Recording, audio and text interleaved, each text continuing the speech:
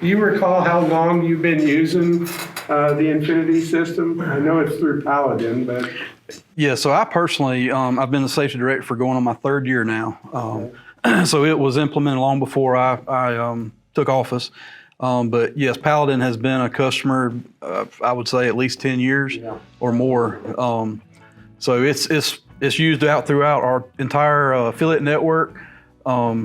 The safety community gets together every month and decides which safety training videos that we're going to send out to our fleets. And then it's assigned from there. So, who all trains in your company on the system? Is it just drivers, or do you have other folks in your company? Currently, at my company, Robert Bearden, it's mainly just drivers. Okay. We do train our ops personnel for the drug and alcohol awareness, and if there's been several custom content that Paladin has created and sent out that wants enterprise-wide to train on. So we'll do that. But typically, on a monthly basis, it's just the drivers. So. Okay, very nice. Anybody, jump in if you got a question you'd like to ask. But we just got done talking about safety culture. Do you think this has had a positive impact on culture in your company? Yeah, absolutely. Jay was just at our safety kickoff meeting back in February up in Nashville, and that's what they harped on a lot was safety culture. I brought back a lot of things back to my affiliate, but I think it all starts with training. It starts with getting the message out and starting that culture from the ground up. Because if you don't, we play as we train. So if we don't have that training for all employees, not just drivers, then we're just kind of shooting in the dark. So I think it definitely has a huge role in the culture of any company. It's hard to have a good safety culture if you're not compliant and you're not doing the training. We had that conversation about compliance versus culture. And the way I look at it is if you have the right safety culture, compliance is a given.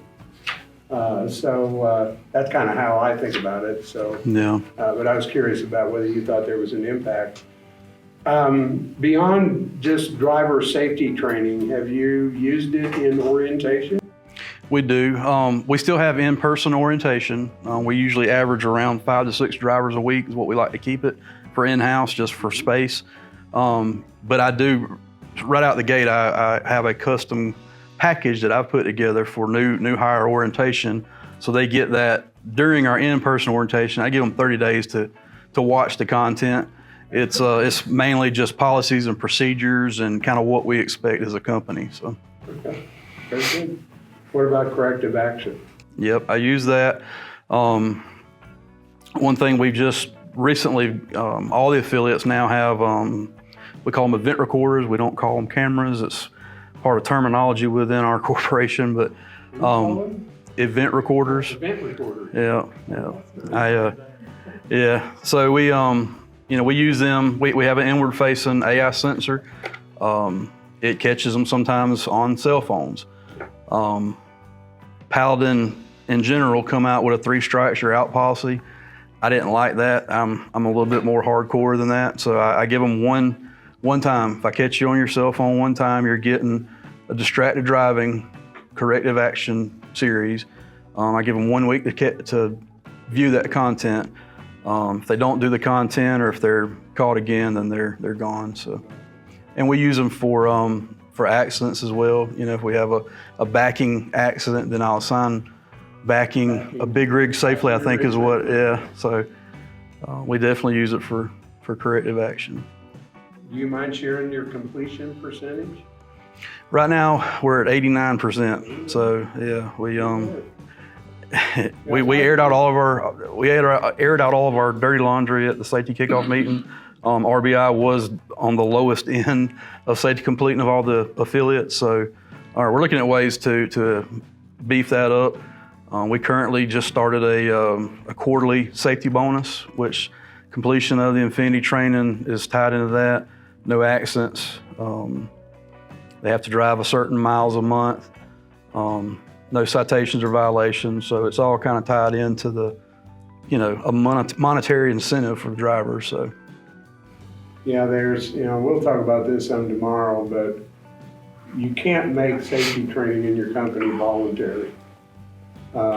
It has to be mandated in some way, shape, or form. How you go about doing that, I think what Chris is talking about, tying it into some other bonus, whether that's safety or performance or whatever you want to call it, makes good sense. I mean, it gets in their pocket. If they don't do their training, they don't get their bonus. And your good drivers are going to want to do that because they count that as part of their income. So we'll talk tomorrow. There's some other ways to mandate that sort of thing too. You can get real ugly about it, if you want to call it that. We have a lot of companies that will just withhold dispatch until they get it done. And we do that as well. Unemployed until they finish their training. If they get 30 days or more behind, then we block them from dispatch until they get caught up. So you do have that kind of behind the bonus thing. And that really gets operations involved. They really should be the ones driving safety as much as you and the safety department are. And if you can get them, because these companies will just send a report to operations that these drivers are not available for dispatch. And I've heard plenty of companies say in a very short period of time, all the training gets done. So there's different ways you got to do it, but it has to be mandatory. And folks, I've had people in this room that have said, well, I couldn't make that safety training mandatory. Some of my drivers might quit.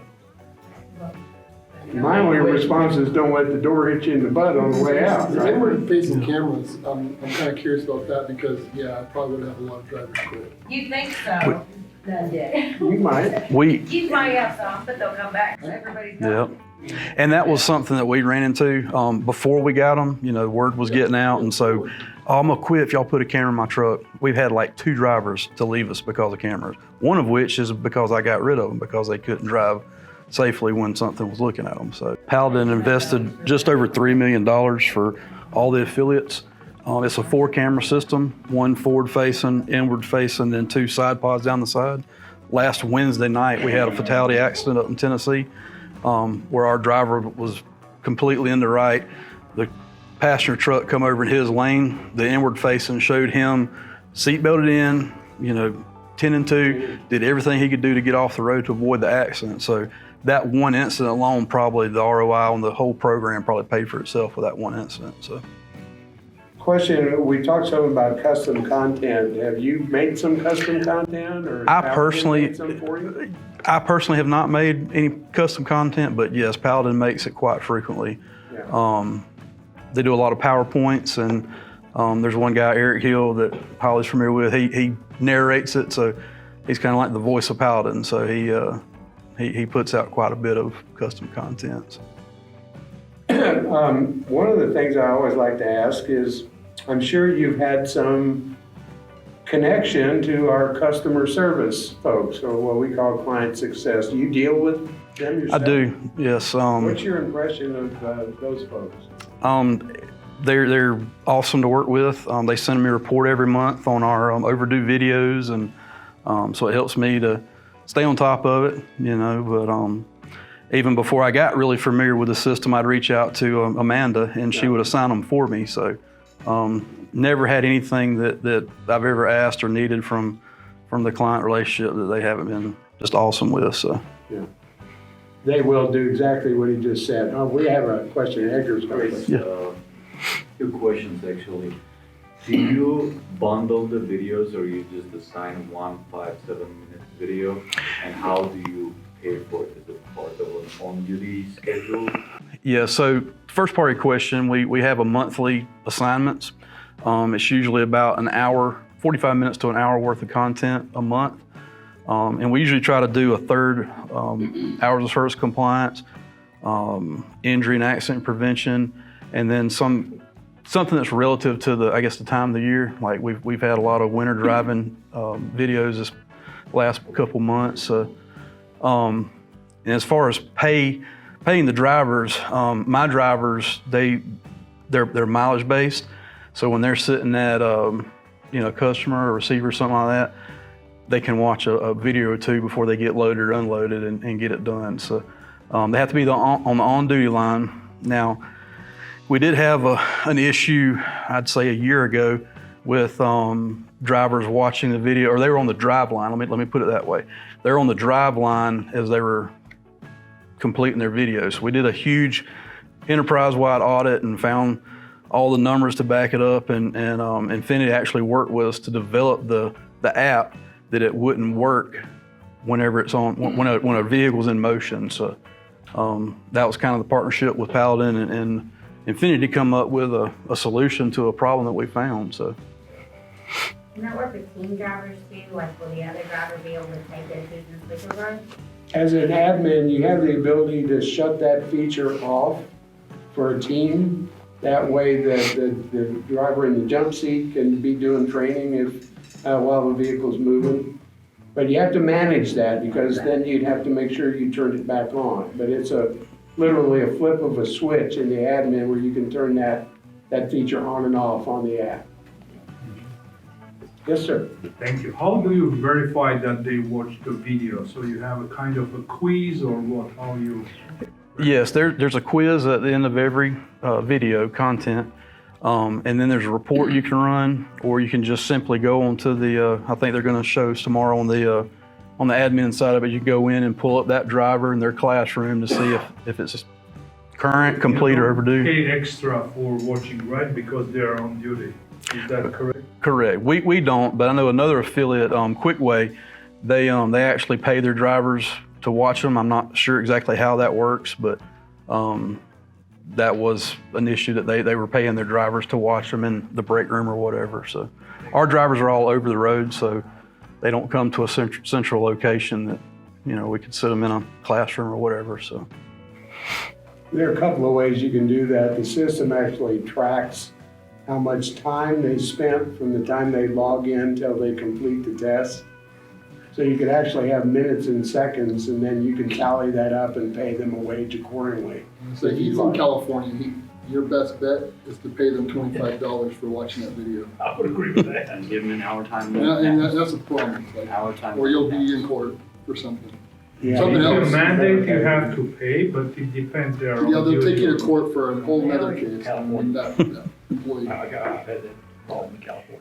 I got one California's messing with that for There's a lot of discussion on owner-operators and company drivers. It's that side. Owner-operators It's the not. south side. we don't currently. We used to, but Can you exempt owner-operators from the training and mandate it for company drivers? I'm sure there is a way in the system. Now, whenever we did have owner-operators, we required of owner-operators as well. Yeah, just because there again is our company culture that we're developing, and Your owner-operators come under your insurance company. absolutely, yeah, they're under our I hear that all the authority. time. I can't make them do it because they're owner-operators. Yeah, Write it in their contract, especially if they're running under your operating authority. Absolutely. it's kind of like the whole camera deal. We had some owner-operators say, "Well, y'all can't make me watch videos." Well, we can also cancel your contract, so make them available to the industry. So. Anybody else have a question? Obviously y'all can talk at dinner, but any future plans, anything else you want to do? Well, so there was just a major upgrade to the platform. I haven't had a lot of time to go in and play with the new system, but expecting some good things there. So. Distracted driving every month, I think. we do that now, so it's yeah. So Chris, you said for your monthly training, every driver does 1 hour of videos a month? Roughly, yeah. It's usually, I'd say 7 or 8 videos, and so it's usually around 45 minutes to an hour. So Okay. And you sign all those at the beginning of the month? yeah, So yeah, it's they one run. assignment, here's your March training, and it's 7 or 8 videos, and you have it till the end of the month. Right. For every driver. Wow. So what does the average company do when they're assigning? Our average client's more like 2 or couple videos a month, yeah? Probably 2 or 3. Most of them are more like 15 to 20 minutes. Three fours. Again, that's got everything to do with your philosophy and kind of where you are and how much you think you need to give them. Paladin wants to make sure they can defend themselves. Be careful though, Absolutely. Yeah. especially early on, if this is something that you think might work in your company, don't in the first assignment give them 20 videos to watch. Yeah. because they'll get pushback right away. But if you start off with just one or two, and they go, wow, these are pretty short and that's easy, and I like this better than going and sitting in a safety meeting all day, they'll buy into it pretty quick. We don't get a lot of pushback from the drivers these days. Yeah. In fact, young CDL holders expect that technology.